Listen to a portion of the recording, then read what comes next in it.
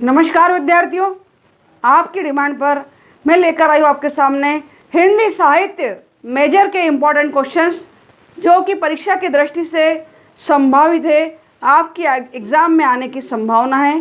तो लीजिए, हिंदी साहित्य मेजर इकाई 1 से इम्पॉर्टेंट क्वेश्चंस को नोट डाउन करिए। पहला क्वेश्चन आपके सामने है, हिंदी साहित्य के इतिहास का काल विभाजन आचार्य रामचंद्र शुक्ल ने किस आधार पर किया है? क्या आप उससे सहमत हैं? जिस आधार पर किया है क्या आप उससे सहमत हैं? अथवा इस तरह भी प्रश्न पूछा जा सकता है, हिंदी साहित्य के इतिहास के काल विभाजन का परिचय दीजिए।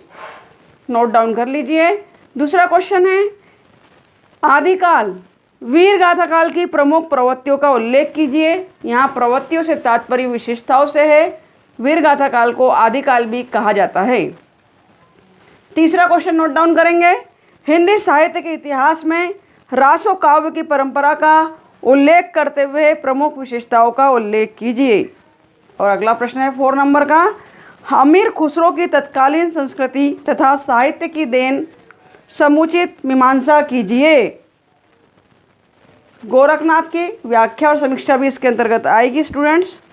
इसके अलावा हम देख रहे हैं 4 नंबर का क्वेश्चन के बाद आप देख रहे हैं 5वां क्वेश्चन इकाई 1 से, हिंदी साहित्य की प्रासंगिकता और महत्व पर एक निबंध लिखिए। आशा है ये 5 क्वेश्चन आपने नोट डाउन किए होंगे। आइए देखते हैं इकाई 2 के प्रश्नों को। इकाई 2, भक्ति काल हिंदी काल का स्वर्ण काल रहा है, इस कथन की विस्तृत व्याख्या कीजिए। मोस्ट आईएमपी क्वेश्चन है। इकाई 2 से हिंदी साहित्य मेजर के प्रश्नों को देख रहे हैं। क्वेश्चन दूसरा, कबीर एक समाज सुधारक विद्रोही संत थे, विवेचना कीजिए अथवा कबीर के काव्य की समीक्षा कीजिए। तीसरा प्रश्न लिखेंगे, सूरदास का वात्सल्य वर्णन अद्वितीय है, समीक्षा कीजिए।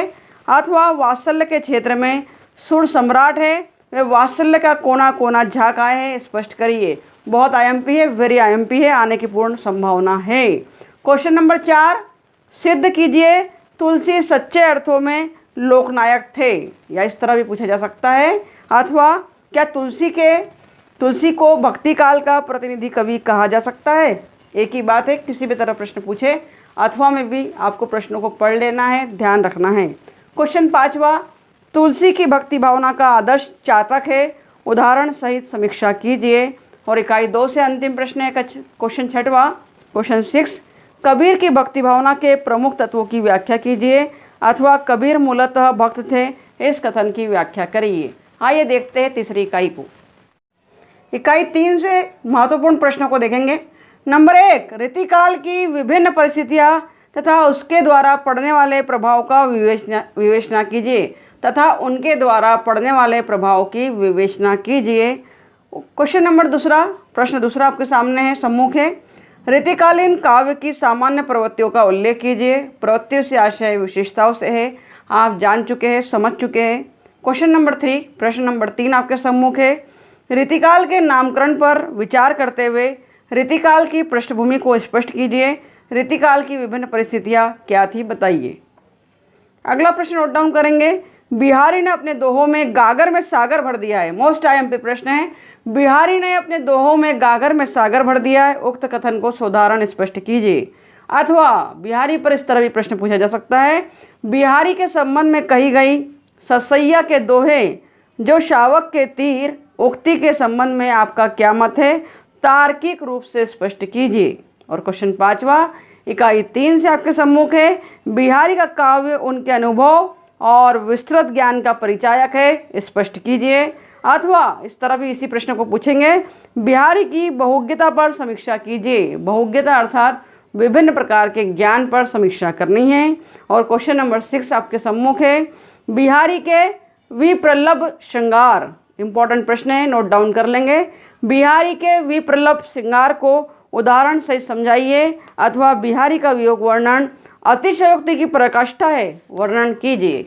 नोट डाउन किया होगा। आइए देखते हैं इकाई 4 को। इकाई 4 से देखिए विद्यार्थियों, आधुनिक काल की परिस्थितियों का वर्णन कीजिए, पहला प्रश्न है।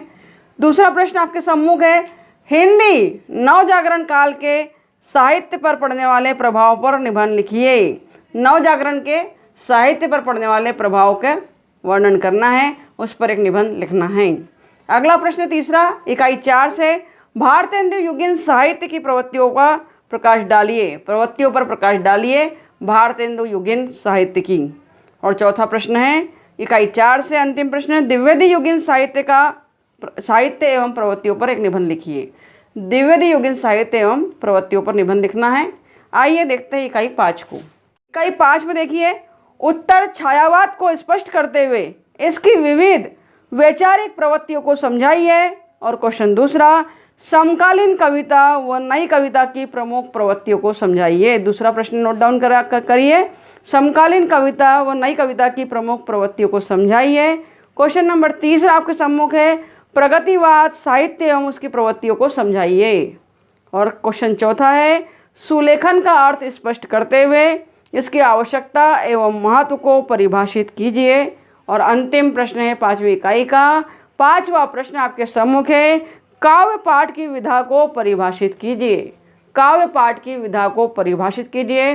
तो स्टूडेंट्स, ये थे आपके सम्मुख हिंदी साहित्य BA प्रथम वर्ष के लिए मेजर पेपर के IMP क्वेश्चंस जो कि हमने आपको प्रोवाइड किए हैं, जो परीक्षा में आने की पूरी संभावना है। परंतु यही प्रश्न आएंगे ज़रूरी नहीं है। यह आपके एग्ज़ाम के लिए एक सेतु का कार्य करेगा, एक ब्रिज का काम करेगा, एक सहायता का कार्य करेगा। तो स्टूडेंट्स, देखिए अगले वीडियो में कि इस साहित्य पेपर से कौन कौन से दोहे इम्पॉर्टेंट है और कौन से दोहे प्रत्येक इकाई से आपको पढ़ना है, किसके द्वारा रचित दोहों का व्याख्याओं का अध्ययन करना है, वो बताया जाएगा। Thank you very much for watching my video. Thank you very much.